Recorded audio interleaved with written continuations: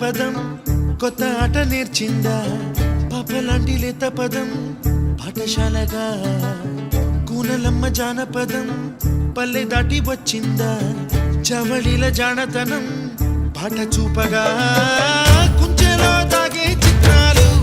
ఎదురొచ్చేలా